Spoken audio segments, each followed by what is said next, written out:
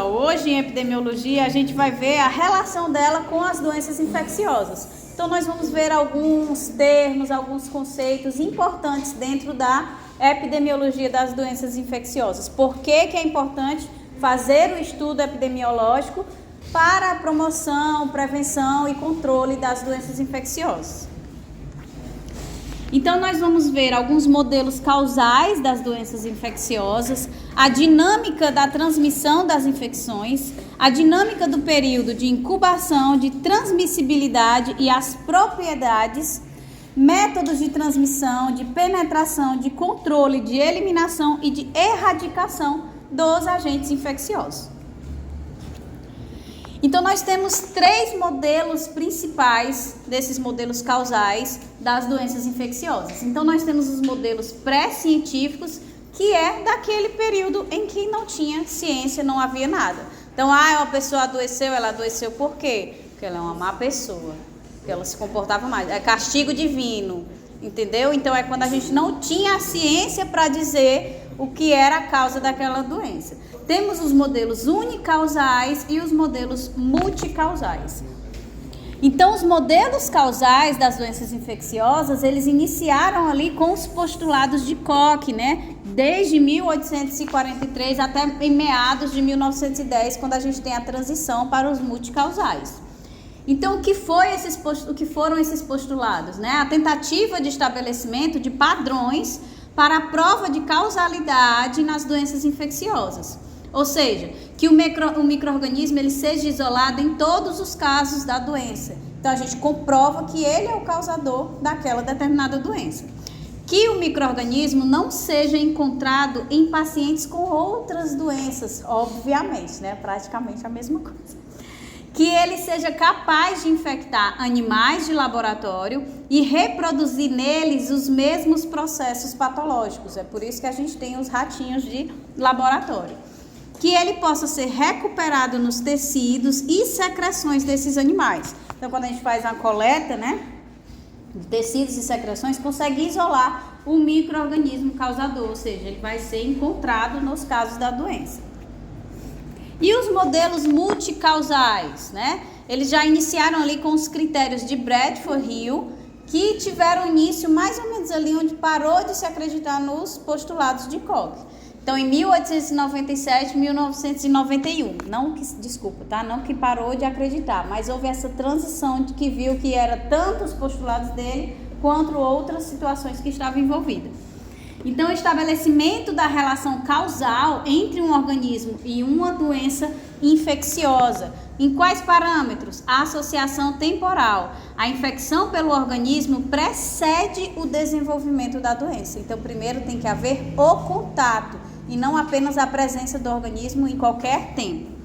Plausibilidade biológica. A relação causal do organismo com a doença é biologicamente plausível e consistente com o conhecimento existente. Consistência, evidências de infecção pelo organismo são encontradas consistentemente nos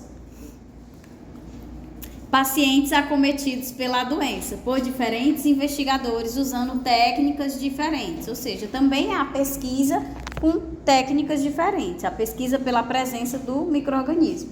Relação dose-respostas. Frequentemente o risco relativo de doença ou a duração do seu período de incubação relaciona-se à dose infectante. E após remover, prevenir ou diminuir a exposição, segue-se uma redução do risco da doença e o micro-organismo irá desaparecer, né? Não irá mais ser encontrado na doença. Como assim, dose infectante? O quê? Dose-resposta. Essa relação dose-resposta. Quando a pessoa está exposta àquele organismo? Não, o risco relativo da doença ou a duração do seu período de incubação relaciona-se à dose infectante. Por exemplo, eu posso ser infectada com o vírus da gripe, apenas ter pegue um pouquinho, né, ali passei a mão e não me tornar doente com a gripe H1N1.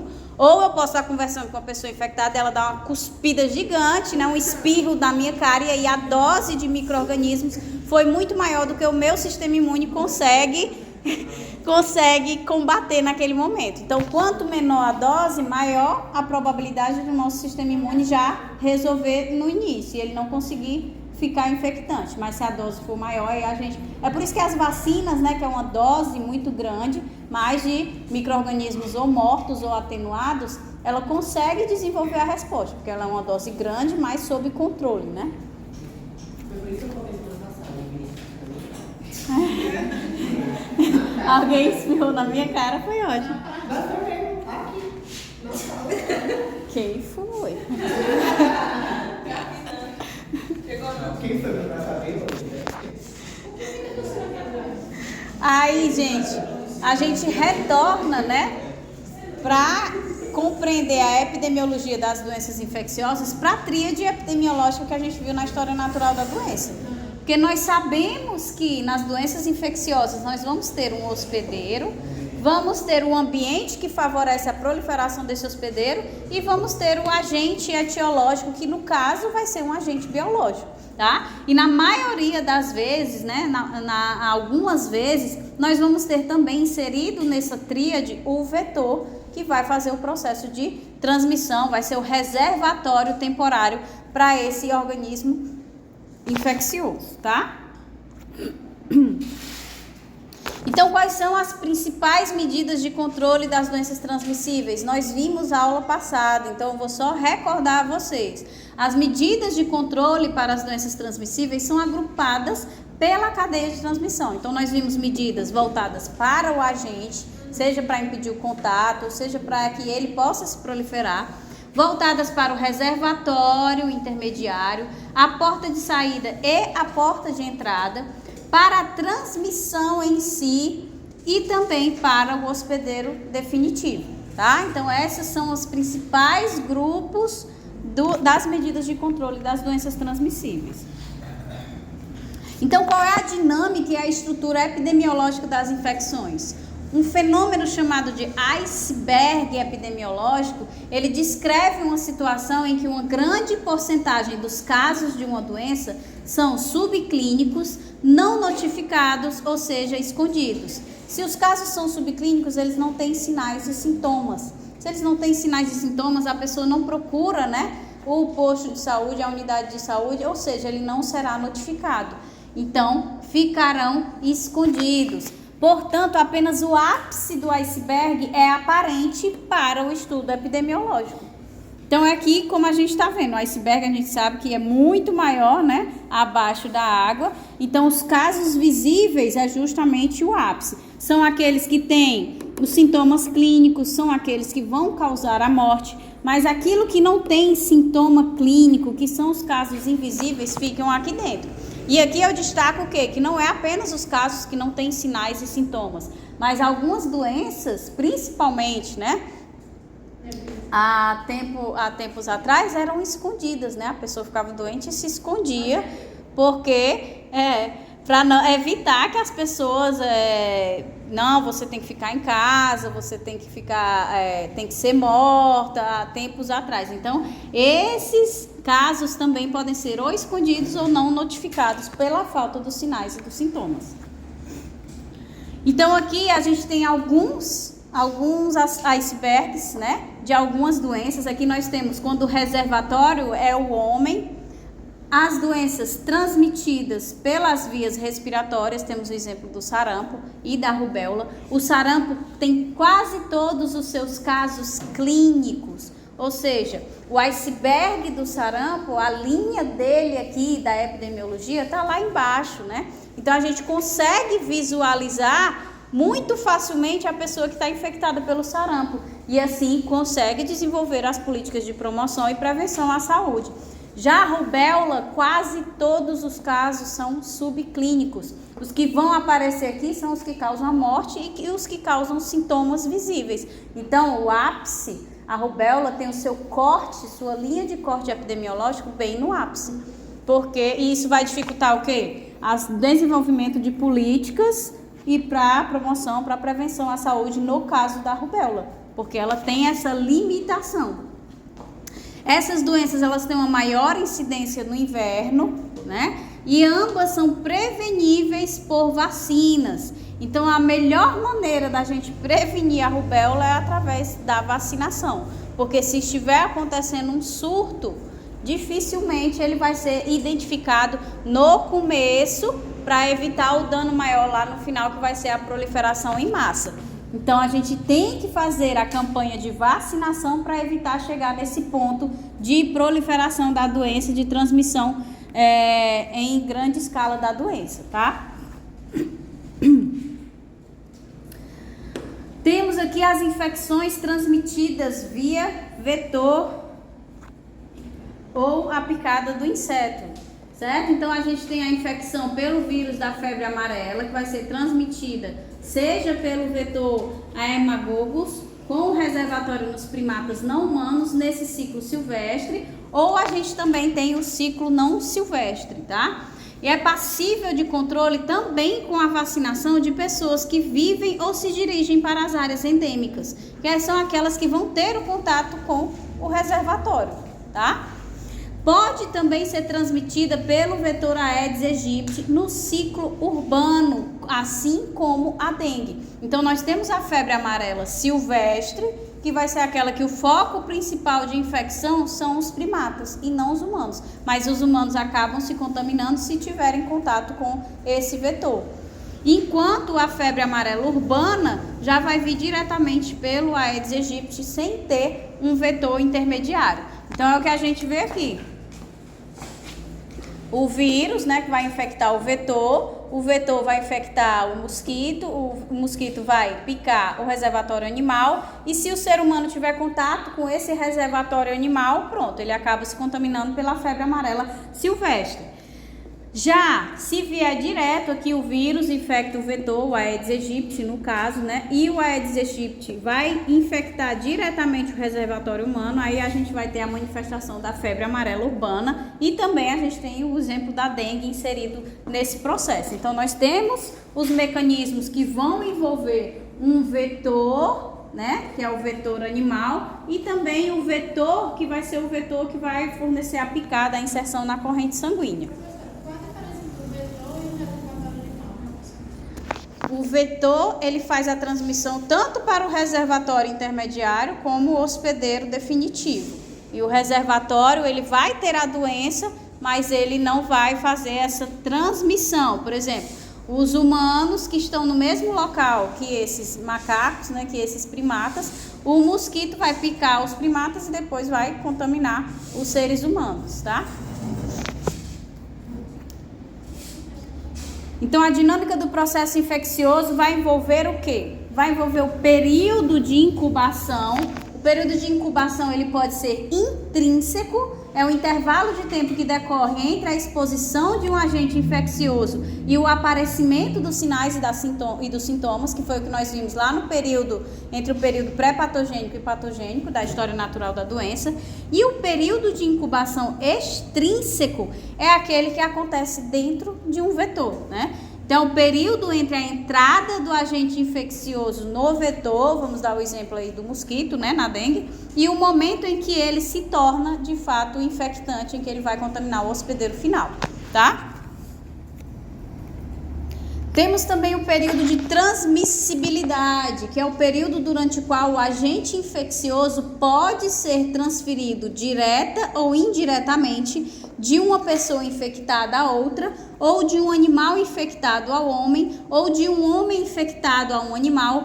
Inclusive, né, os artrópodes fazem esse papel de vetor. A gente tem os caramujos, né, que a gente sabe que tem um grande potencial de proliferar gastroenterites, esquistossomose, coisas que vão causar doenças graves, tá? Então, esse período de transmissibilidade é justamente o período de sair de um para ir para outro, independente de onde é a partida inicial, o reservatório inicial e o reservatório final, tá?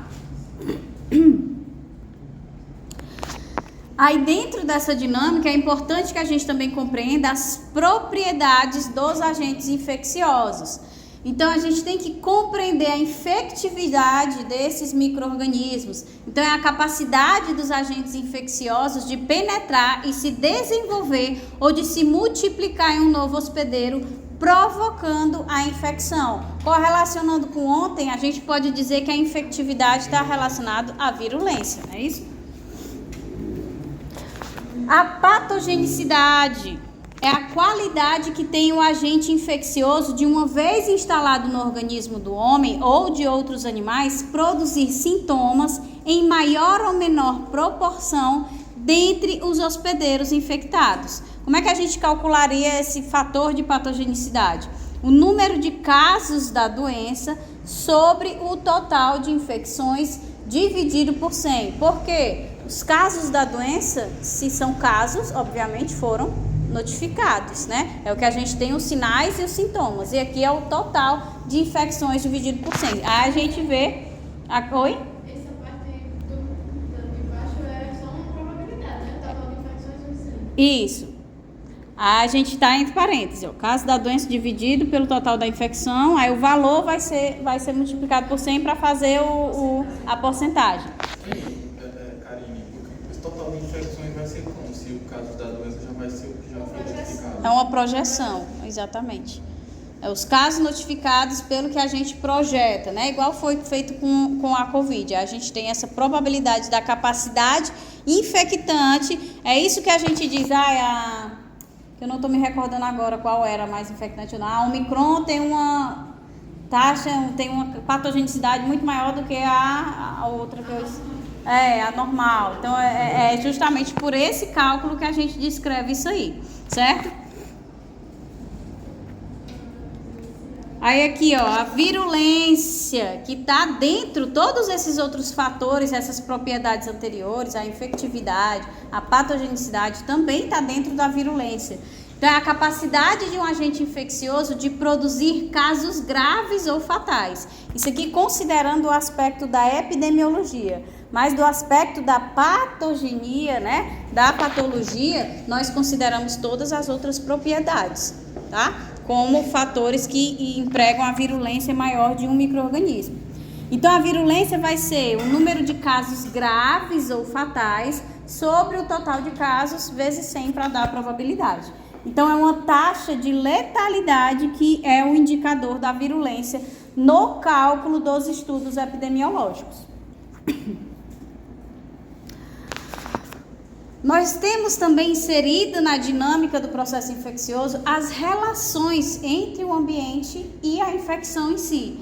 Então, nós temos aí o aspecto das zoonoses, que são as infecções comuns aos homens e animais. Então, a gente sabe que há um problema relacionado a esses animais vetores, reservatórios. Nós temos os vetores, que são os seres vivos que veiculam o agente infeccioso, desde o reservatório ao hospedeiro potencial. Tanto vetores mecânicos como vetores biológicos. Então, quando a gente fala de vetor, a gente não fala só do mosquito que é capaz de picar um e levar outro, mas também aqueles fatores físicos. É um objeto que tenha contato com um indivíduo doente, não seja bem esterilizado, alguma coisa, e acabe carreando esse agente infeccioso para um indivíduo saudável. A fauna sinantrópica, que são animais, inclusive insetos, que vivem no entorno da espécie humana. Então, por exemplo, as moscas. Vai lá, pousa ali onde está no lixo, rico em bactérias, e depois vai e pousa no alimento, aí passa a gastroenterite. Então, esse também é um fator que vai interferir no processo da infecção. Por quê? Porque o ambiente está favorecendo que essa infecção aconteça. Então, nós temos alguns modos de transmissão desse agente infeccioso que vai depender da quantidade de espécies que estão envolvidas nesse processo. Então, quando nós temos duas espécies vivas envolvidas no processo da transmissão da doença, o hospedeiro suscetível à infecção e o agente infeccioso é quem participa do processo. O agente ele passa de um hospedeiro primário ou definitivo infectado para o outro hospedeiro primário suscetível. Por exemplo, a transmissão do vírus do sarampo por gotículas de secreção respiratória, a transmissão do HIV por relações sexuais desprotegidas. Então, é um indivíduo contaminado que vai transmitir a infecção para um indivíduo saudável. Aí é da mesma espécie, né? Hospedeiro primário para hospedeiro primário. Também pode ser a espécie espécies de animais. Um animal com leptospirose, ele pode transferir não, é como se estivesse dando, eu estou me livrando da doença e dando para ele, é transmitir a doença para um ser humano saudável, tá? Mas os dois não são hospedeiros primários? Aqui, ó, o hospedeiro primário contaminado, infectado para o hospedeiro primário suscetível. Então, um está doente e o outro está saudável, entendeu? São duas espécies vivas. Aí um está infectado, o outro está saudável. Porque a nomenclatura não ajuda muito, não. Hospedeiro primário para hospedeiro. Pois é, fica mais difícil, né? Porque é para focar aqui do infectado para o suscetível, né? Outra variante, a participação de um terceiro elemento, esse inanimado. Por exemplo, a transmissão da cólera, né, pela água contaminada. A transmissão da salmonela por alimentos contaminados. Então, nós precisamos de um terceiro fator nesse processo de transmissão, tá? Por exemplo, na maioria das vezes, a transmissão da leptospirose, né, do rato para o homem, envolve a água contaminada. Não é o rato que chega e pula em cima e fica ali mordendo e vai contaminar. Envolve a contaminação com a urina dele, certo? Então aqui a gente tem um exemplo, né? A pessoa doente que vai, o hospedeiro primário, que vai conversar com a pobre da pessoa saudável, sem máscara, sem nada, aí vai soltar as gotículas e vai contaminar o outro do mesmo jeito. Então envolve as duas espécies vivas, uma doente e a outra suscetível, a outra saudável, até o momento do contato. Temos também o modo de transmissão que envolve 3 espécies vivas, né? E vai envolver o quê? O hospedeiro primário ou definitivo, o agente infeccioso e o hospedeiro intermediário. Então, podem se identificar 3 modalidades. O vetor, ele tem desempenho puramente mecânico, transporta o agente que não se desenvolve nem se multiplica nele. Por exemplo, as moscas, né, que vão transmitir o tracoma, elas transportam em suas patas e probóscides a clamídia trachomatis, que vai causar aquele problema ocular. Então aqui, ó. Então a gente vê, ela vai, pousa no local, vai transferir para o hospedeiro que está saudável. O contato dele com o outro hospedeiro, né? Por exemplo, aqui na situação é a babá que toma conta das crianças. Acaba se contaminando. Exatamente. O doente, o intermédio, o vetor e o suscetível. Que aí ele faz esse contato. Ele pousa aqui na criança contaminada e acaba transmitindo também para que está saudável. É como se o vetor não tivesse a doença, Ele só leva a doença, né? Então são 3. A gente tem o bebezinho aqui, ele tá doente, tá? A mosca vai vir e vai pousar na secreção ocular dele. Aí vai carregar nos seus probóscides a secreção cheia de agentes infecciosos. Aí ele vai vir, vai pousar no olho dela, ela vai coçar e vai se infectar. Então nós temos 3 espécies vivas envolvidas, só que essa espécie aqui, ela está fazendo apenas o transporte mecânico, é o vetor mecânico que a gente viu, certo? Cadê o intermediário? O quê? Intermediário. É o primário, ó, definitivo. Aí o agente infeccioso e o hospedeiro intermediário, é porque aqui está colocado intermediário, mas é outro hospedeiro primário. No caso aí seria a criança, né? O hospedeiro primário, que é definitivo, vai ser a criança, aí o agente infeccioso vai ser o micro-organismo que está nas patas da mosquinha e o intermediário vai ser a babá que vai pegar a Eu doença. estava entendendo que o hospedeiro primário era a própria mosca. Não. Não, porque ela é o vetor mecânico. Porque ela é o vetor mecânico.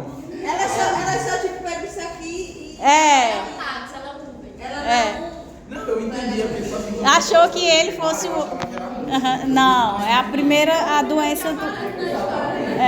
É a criança doente que acaba passando para todo mundo, né? Para babá, pro irmãozinho. Tem outra modalidade também, né, que é o vetor, além de funcionar como mecânico, né, veiculador do agente infeccioso, ele também desempenha a função do abrigo biológico, no qual o agente cumpre parte necessária do seu ciclo vital, por isso vetor biológico. Por exemplo, os mosquitos, né, anofelinos e o plasmódio, agentes etiológicos da malária. Então, o barbeiro, né, ele vai entrar nesse fator aqui de terceira espécie viva, só que a gente sabe que o causador da malária, ele se desenvolve lá no sistema digestivo do barbeiro.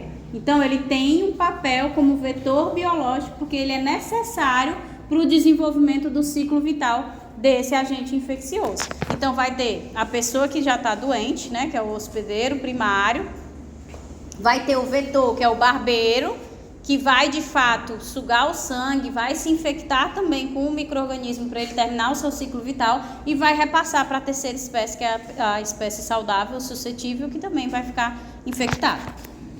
Temos ainda uma espécie que atua como hospedeiro definitivo e reservatório do agente infeccioso, o qual, por intermédio de elementos do meio ambiente, chega ao hospedeiro humano acidentalmente. Aqui entra também a zoonose do rato, meu Deus, leptospirose, a gente acabou de falar. Então, é quando ele chega, deixa eu só mostrar logo a imagem da malária, né? Então, a gente tem o parasita da malária, a pessoa está infectada, ele vai picar a pessoa infectada, esse parasita entra e vai se desenvolver no sistema digestivo do mosquito. Quando ele está maduro, ele vai infectar a próxima pessoa. Então, tem 3 indivíduos envolvidos nesse processo, sendo que o vetor é um vetor biológico, porque ele é necessário para o desenvolvimento do micro-organismo. Ele pode ser considerado hospedeiro intermediário, então? Pode. É porque, tipo assim, a gente começa a contar como... começa a contar o ciclo só atualmente que alguém está infectado, né? É. Ah, entendi.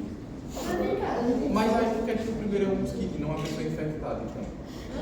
Eu não sei, porque por isso que eu fui falando assim, não sei, porque é a figura que eu peguei, mas realmente não tem sentido nenhum, porque o parasita não vai entrar dentro do mosquito sozinho, não é? Porque a figura tá meio ruim, mas aí ele vai picar a pessoa, aí quando ele pica a pessoa... É o primeiro. Exatamente. Aí a gente tem aqui a situação da leptospirose, em que contamina o reservatório intermediário, que são o quê? Cachorros, né? Primatas, vacas, cavalos. Então, vem os roedores contaminados, eles vão urinar, vão contaminar a água. Essa água pode contaminar alimentos, que pode contaminar diretamente o ser humano, que é o caso da nossa primeira situação que a gente viu lá, ou ela pode contaminar esses reservatórios animais, que também ficam doentes, também manifestam a doença. O quê? Isso. Aí ele vai fazer o quê? Quando tem contato com o ser humano, transmite. Então, na primeira situação que nós mostramos, o contato, né, com a urina contaminada é feito diretamente, tá? Por isso ele se contamina, ou ele pode ser feito também através da infecção desses animais que manifestam a doença também. No caso, essa água e sal contaminados seriam vetores mecânicos, né? Aquele terceiro que a gente viu no primeiro modo de transmissão, que a gente pode ter a água, pode ter alimentos contaminados, certo?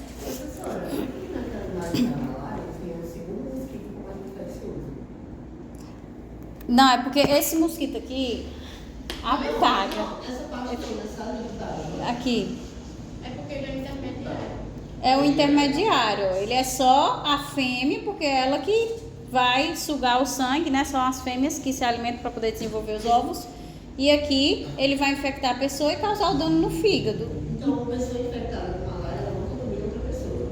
O mosquito que pode. É, o mosquito que transmite. Aí ele contamina. Exatamente, é o mosquito. É o barbeiro, especificamente, né? Não, o barbeiro era...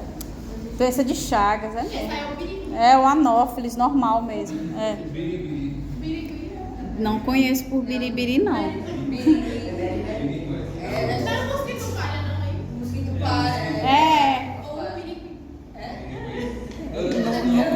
Nunca ouvi isso aí, não. Nós também temos os modos de transmissão de 4 espécies vivas, né? É um hospedeiro habitual, um agente infeccioso, um vetor e um hospedeiro acidental. Esse hospedeiro acidental, ele não influencia a cadeia de transmissão primária, ele vai entrar por acidente. Por exemplo, a febre amarela silvestre, né, que é uma zoonose de primatas não humanos e marsupiais das florestas da África e da América do Sul. O vírus da febre amarela, ele vai ser transmitido entre essas espécies por mosquitos, certo? E o homem, ao entrar nesses nichos ecológicos, pode infectar-se acidentalmente, tá? Ele pode infectar-se, seja pela picada do próprio mosquito infectado, ou ele pode também se contaminar em contato com os animais, tá? Isso aí não entra muito na minha cabeça não, cara, porque tipo assim, tá, o homem se teve contato ali com esse nicho ecológico e acabou se infectando. Mas como é que não acontece com os outros? Como assim? Tipo assim, por conta de desmatamento, construção de cidades, entrou no ciclo atrapalhando a vida do mosquito. O mosquito vai lá e muita coisa também. Não acabou sendo tipo assim, redundante, não. Eu juro que eu não tô entendendo. Já tá pensando no desmatamento. É porque assim, esse daí é tipo assim, nossa, acabou de entrar, tendo contato com esse nicho e tudo, e por conta disso acabou sendo contaminado por uma coisa que existia ali. Isso. Só que aí, tipo assim, essas doenças que tem essa questão de vetor, a maioria não seria assim, não? Não, pra gente não dá Não. muito. Porque é uma condição silvestre, tá entendendo? Aí é quando nós entramos na floresta. É. Na floresta também, isso ali é tua habitação natural, não é? Tu entrou ali pra... Vai que sim. Não é. Aqui não é o nosso habitat, né? Ai, meu Deus. Ó. Não, mas aí tá. Se tornou o nosso habitat agora a floresta. Tá expandindo demais. Por exemplo, a gente não tem uma incidência grande de febre amarela aqui. Por quê? Porque o habitat desses mosquitos é uma floresta densa, fechada. Não é um ambiente que tem uma pracinha, entendeu?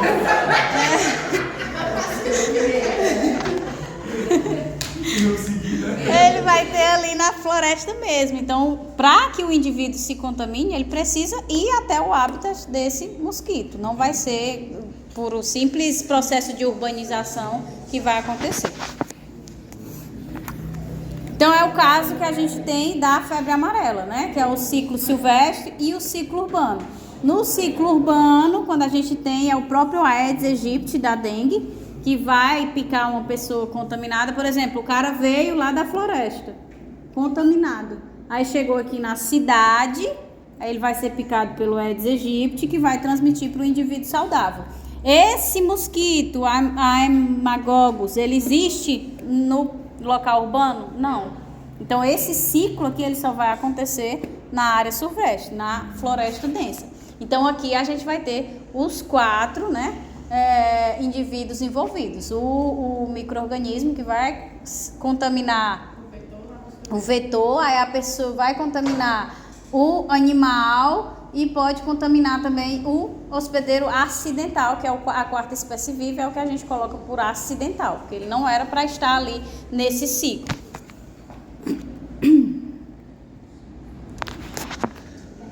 Temos aqui também esse ciclo de amplificação viral, que é causado pelos pombinhos, né? Então, o normal é que o mosquito pique o pombo e aí ele vai e pique o pombo saudável, né? Esse processo de 3 espécies vivas, mas algumas vezes a gente tem a inserção do hospedeiro acidental, que entrou naquele nicho por acidente e acabou se contaminando. Então, ele pega, pica o mosquito e depois vai e pica um cavalo, um bovino, ou um animal doméstico, ou pica os seres humanos. Então, é quando entra o 4º indivíduo, que é sempre o acidental. Ele não era para estar ali, tá?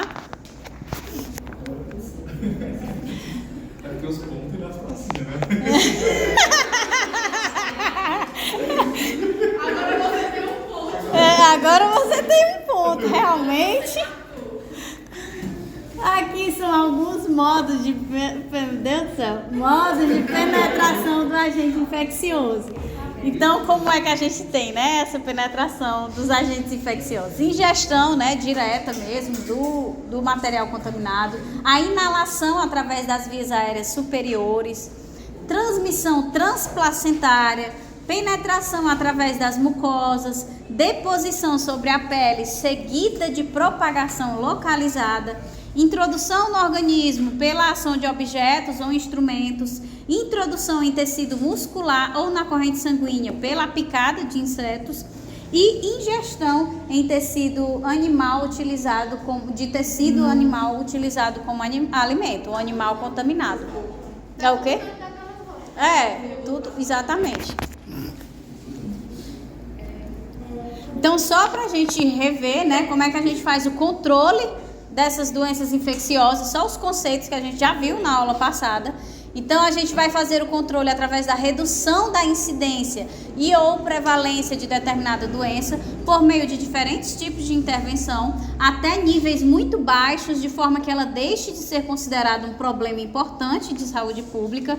Então, é uma série de esforços e intervenções dirigidas à população ou subgrupos de alto risco nela existentes, visando prevenir, diagnosticar precocemente ou tratar um agravo à saúde, assim como limitar os danos por ele gerados. Então, isso é o controle que a gente já viu na nossa aula passada.